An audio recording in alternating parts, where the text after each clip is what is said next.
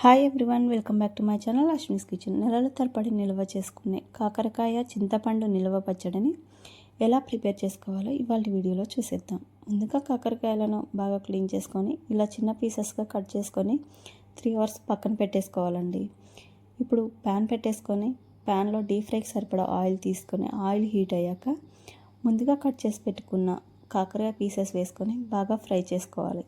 ఈ కాకరకాయ పీసెస్ని బాగా క్రిస్పీగా అయ్యేంత వరకు కాకుండా పైన క్రిస్పీగా లోపల స్మూత్గా ఉండేలా ఫ్రై చేసుకోవాలండి.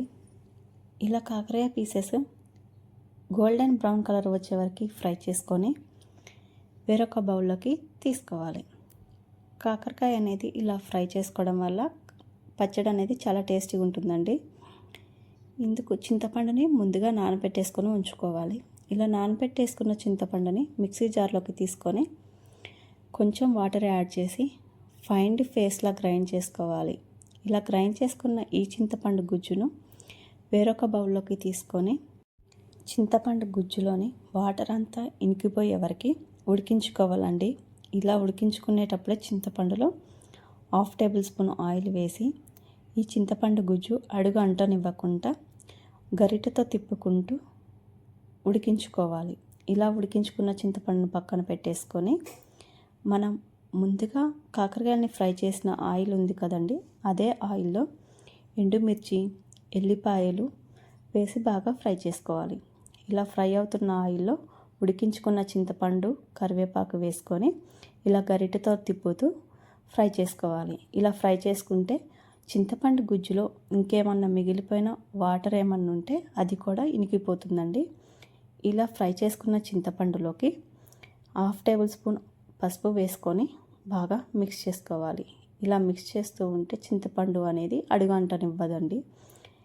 ఫైనల్గా 1/2 టేబుల్ స్పూన్ ఇంగువ వేసుకొని పక్కన పెట్టేసుకోవాలి. ఇంగువ వేసుకోవడం వల్ల పచ్చడి అనేది టేస్ట్ బాగుంటుందండి. చింతపండు గుజ్జుని పక్కన పెట్టేసుకొని కాకరకాయ పచ్చడికి కావాల్సిన మసాలాని ప్రిపేర్ చేసుకుందాం. వేరొక ప్యాన్ పెట్టేసి ఆ ప్యాన్లోకి 2 టేబుల్ స్పూన్ మెంతులు, 2 టేబుల్ స్పూన్ ఆవాలు వేసుకొని బాగా ఫ్రై చేసుకోవాలి. ఇవి లైట్ గోల్డెన్ కలర్ వచ్చే వరకు ఫ్రై చేసుకొని ఇందులోనే 2 టేబుల్ స్పూన్ జీలకర్ర వేసి బాగా ఫ్రై చేసుకోవాలండి.